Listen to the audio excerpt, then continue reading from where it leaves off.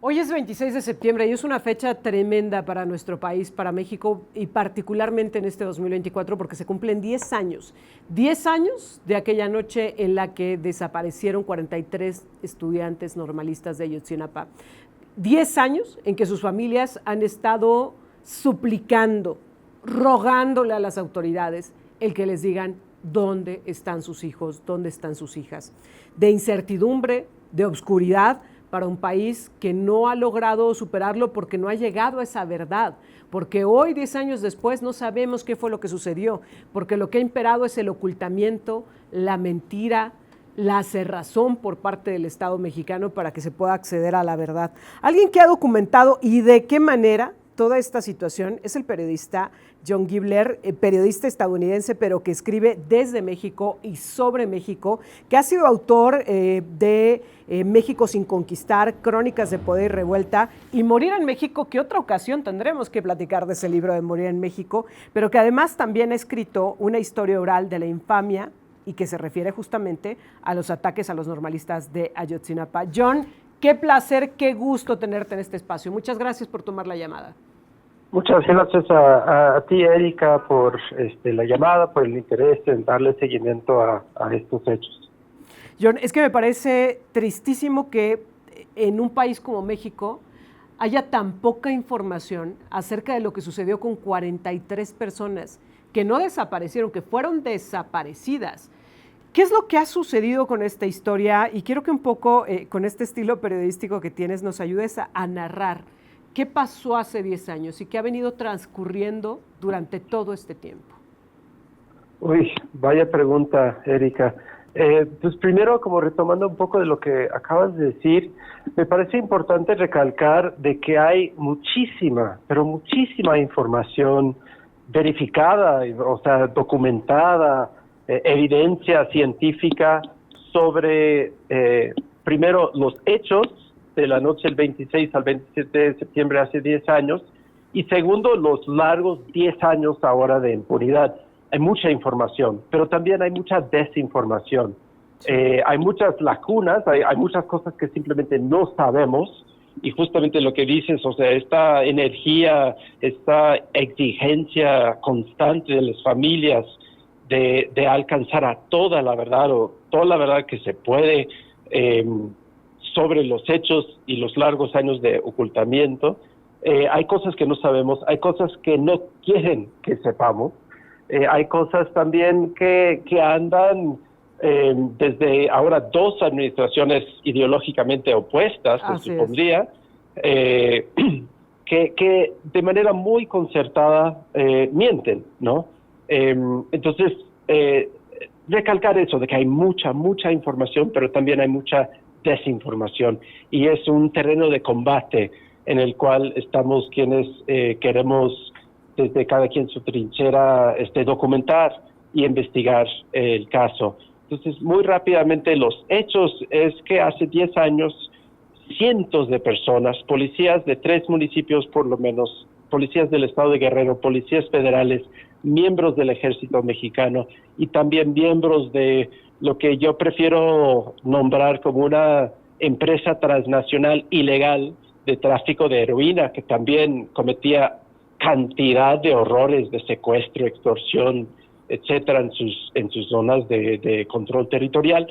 Todos estos individuos, fuerzas de seguridad del Estado, miembros de una industria transnacional ilegal, colaboraron durante la noche para atacar a 5 camiones tomados por estudiantes de la Normal Rural de Ayotzinapa, un camión, al parecer por error, de un equipo de fútbol de Chilpancingo, los Avispones, y también personas que simplemente transitaban en las calles. Hay que siempre recordar que una compañera, una joven mujer, madre de familia, fue asesinada esa noche que nada más iba de pasajero en un taxi. Entonces, esa noche asesinaron a 3 estudiantes normalistas, 3 personas, la compañera del taxi, el conductor del camión de los Avispones, un joven jugador niño de fútbol de los Avispones, hirieron a decenas de personas gravemente, heridas de bala, y desaparecieron a 43 estudiantes normalistas. Desde esa noche, desde el primer momento, todas las instituciones del Estado han mentido sobre todo lo que se puede mentir, desde Abarca, esa misma noche, al día siguiente cuando habló con reporteros, desde Aguirre, en Yaqui Blanco, del gobierno del Estado de Guerrero. Yo estuve personalmente en el lugar del primer hallazgo de fosas en las afueras de Iguala, el 4 de octubre del 2014, escuchando como el comandante de la Policía Ministerial de Guerrero, encargado del operativo, tal como en Yaqui Blanco, mintieron diciendo de forma extraoficial 17 de estos cuerpos son de los estudiantes. Ya van a ver que fue mentira. Desde ese momento, alcanzando, por supuesto, todas las esferas del gobierno federal, de la administración de Enrique Peña Nieto, mintieron, torturaron detenidos para producir una narrativa falsa, un escenario de crimen falso. Perdieron 4 años durante los cuales las familias estaban viviendo la peor pesadilla, buscando a sus hijos. 4 años de pura mentira. Luego, una segunda etapa es la llegada del gobierno de Andrés Manuel López Obrador, donde se compromete el presidente personalmente, se compromete a resolver el caso, encontrar, la verdad de los hechos de esa noche, encontrar a los jóvenes y castigar a los responsables. Y al inicio, el presidente inició una serie de actividades estatales oficiales para cumplir una comisión de la verdad, una unidad de la Fiscalía especializada para reunir todos los expedientes del caso en una sola unidad, invitar nuevamente al grupo interdisciplinario de expertos independientes, que era una de las peticiones también de las familias, a volver al país a dar asesoría técnica. Iba marchando lento, pero con bastantes avances, sobre todo en cuanto a la documentación de justo esa participación de diferentes esferas del Estado en los hechos y los años de mentira después. Y cuando se topa con el Ejército, con la Marina, con CISEN, en delitos de lesa humanidad, se produce una cerrazón del caso. Sí. Y ahora 2 años nuevamente de mentiras, de desinformación, de campañas de desprestigio, difamación, con el mismo fin de no llegar a la documentación rigurosa de los hechos, las responsabilidades y el paradero de los jóvenes. Ahora, John, dices algo que me parece fundamental. A ver, pudiéramos entender que la pasada administración gubernamental, que el pasado gobierno federal de México, el de Enrique Peña Nieto, pues se sintiera con el agua hasta el cuello, que ocultó, que mintió, que falseó, etcétera, y que tuvieron una pésima actuación. Pero cuando llega un gobierno, se supone de un distinto partido, de una distinta ideología, con alguien que claramente había estado cuestionando la forma en la que se había llevado esta investigación de los normalistas desaparecidos de Ayotzinapa, hubiéramos pensado que se evidenciaran todos esos errores y que se pudiera construir una investigación seria. ¿A qué le atribuyes el hecho de que esto no haya pasado, que los observadores internacionales se hayan ido de México diciendo nos están ocultando la información? ¿Cómo es que un gobierno distinto termina cayendo en lo mismo? Esa es una pregunta tremenda. O sea, primero recalcar, y yo, no solo para estar seguro que yo estoy siendo claro, que sé que tú lo tienes muy claro, pero que el anterior gobierno no tiene perdón. O sea, claro, lo que hicieron fue, en sí consistió una serie de crímenes de lesa humanidad. O sea, que no se hace menor solo porque ahora yo en lo personal estoy muy enfocado en una rabia hacia el gobierno actual.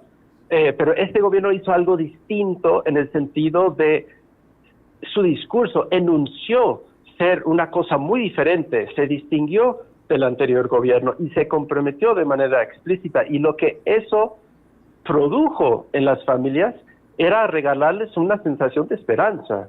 Yo me acuerdo cuando salían de la reunión con el presidente en el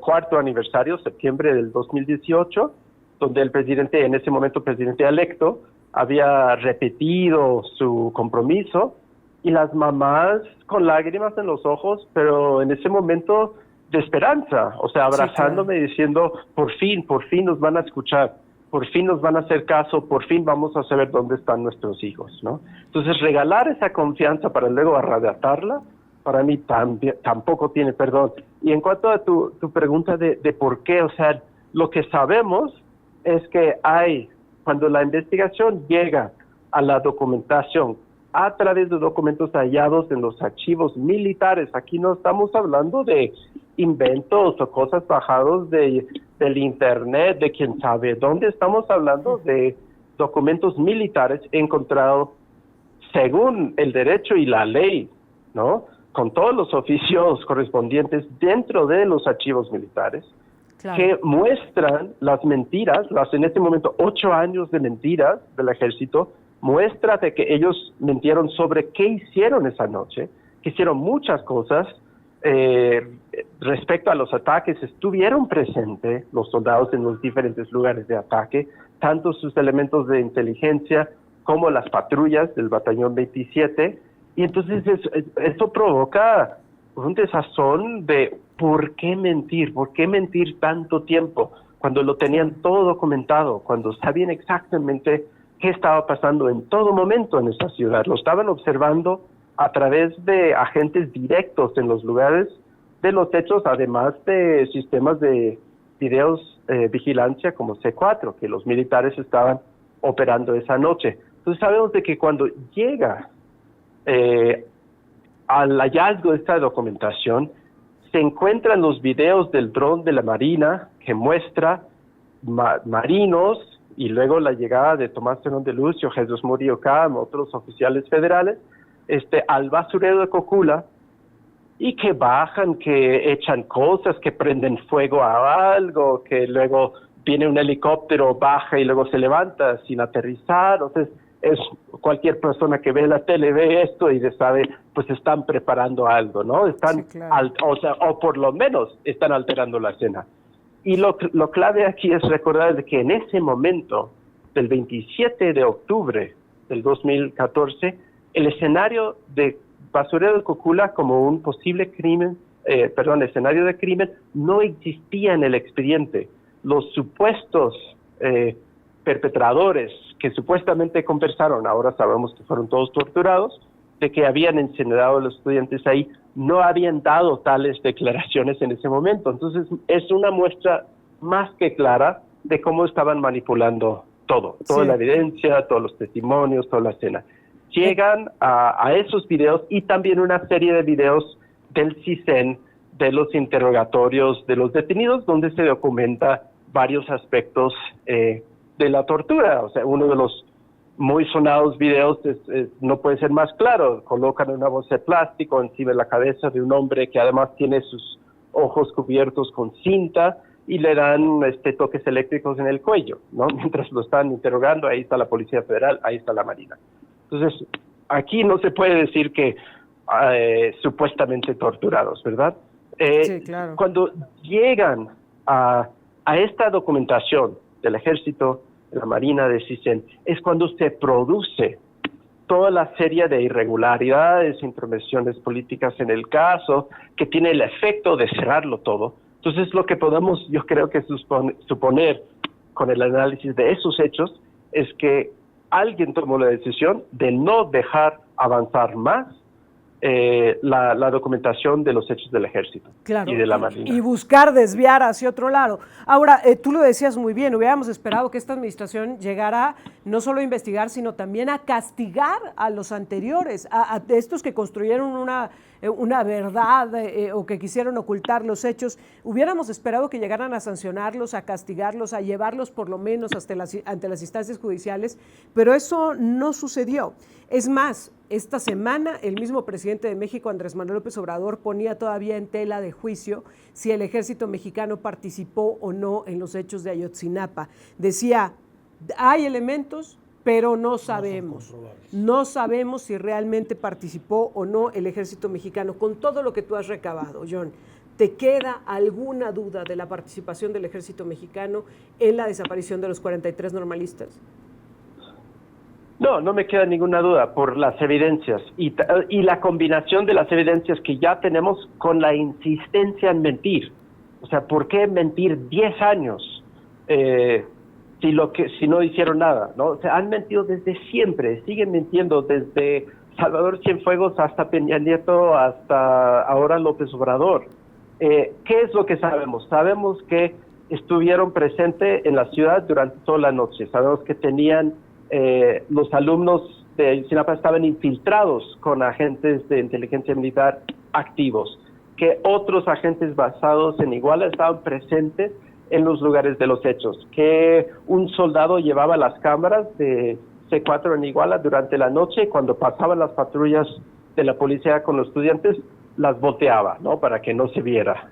Sabemos que el análisis de la actividad de los teléfonos celulares de los soldados del batallón 27 están registrando constantemente durante la noche en las diferentes torres en la ciudad que muestran sus movimientos saliendo del batallón, yendo al Palacio de Justicia, regresando al batallón, yendo a Juan N. Álvarez, regresando al batallón, saliendo otra vez a Palacio de Justicia, etcétera. O sea, se muestra de que estuvieron circulando durante las horas de ataque y desaparición forzada masiva, físicamente presentes en esos lugares. Y entonces, ¿por qué mentir? O sea, claro. 10 años ahora de mentir. Tenemos esos rastros, esas evidencias que son claras, contundentes, y tenemos la historia de las mentiras.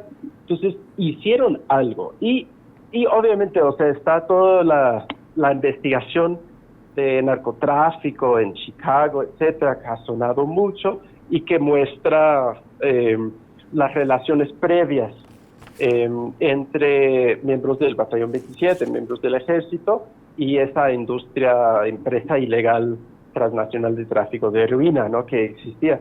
Pero ni llegando a esas famosas escuchas de Chicago, solo analizando los hechos de esa noche, o sea, el Ejército, todas las policías de la ciudad y alrededores están colaborando con Guerreros Unidos para atacar, asesinar y desaparecer.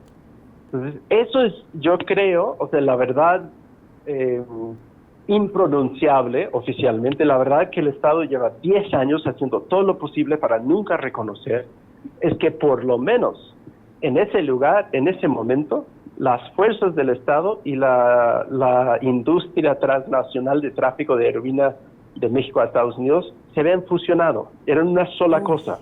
No hablamos de corrupción, no hablamos de manzanas podridas, hablamos de las fuerzas del Estado y la industria transnacional ilegal de la heroína como una sola empresa. Sí, que no fueron unos cuantos elementos, que fueron corporaciones, que fue el Ejército, que fue la Marina, que habrían estado todos involucrados. Ahora, justamente, pues los observadores internacionales se fueron de este país diciendo, conforme pasa el tiempo y con esta preocupación del gobierno por ocultar los datos, se vuelve cada vez más difícil saber qué pasó a ciencia cierta y dónde están los 43 normalistas de Ayotzinapa. Con la información que tú has logrado recabar, John, ¿en algún momento será factible que conozcamos la verdad o cada vez se vuelve más difícil? Y sobre todo que haya castigo a los responsables. Claro, o sea, cada vez se vuelve más difícil, eso sí es cierto. Y justo la experiencia de la masacre de Tlatelolco en el 2 de octubre de 1968, sí. O sea, otra generación que estuvo luchando y luchando y luchando por décadas para documentar un crimen de Estado. Y lamentablemente estamos en una situación, estamos repitiendo la historia, ¿no? Y aunque se haga más difícil con el paso del tiempo y con cada gobierno que entra y enloda y destroza y miente y encubre, la tarea es seguir, la tarea es no dejar que pasen como las olas de desinformación y mentira y seguir firmes en la documentación rigurosa, el análisis basado en hechos de lo sucedido. ¿A qué te has enfrentado mientras documentas todo esto en este trabajo periodístico tan serio que has llevado a cabo, John? ¿A qué te has enfrentado?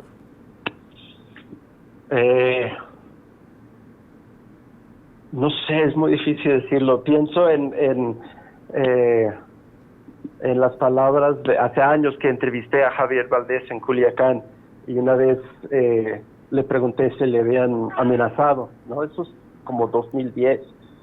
Y me miró como tantito decepcionado y me dijo, aquí no hace falta que te lo digan. Claro. O sea, vivir aquí, reportear aquí, sacar estas historias en un contexto de impunidad total es ya vivir bajo amenaza. Yo te agradezco mucho que nos hayas tomado la llamada y te quiero pedir que podamos mantener la comunicación. Es muy interesante platicar contigo con todo lo que has logrado documentar también. Este libro donde hablas justamente de cómo es hacer periodismo en México, me parece interesantísimo porque aunque no se quiera reconocer, es una realidad. Esta frase que dijiste es contundente. Para que te amenacen en México por estar investigando, por ser periodista, pues no es necesario que te lo digan, uno lo siente y lo percibe y creo que es necesario que la gente lo conozca, que lo sepa y bueno, pues esta labor que estás llevando a cabo de periodismo en México es muy destacada, muy importante y yo te quiero pedir que podamos seguir en comunicación, que podamos volver a conversar muy pronto. Con muchísimo gusto, Erika, muchas gracias a ti. Gracias, muy buenos días. John Gibler, periodista norteamericano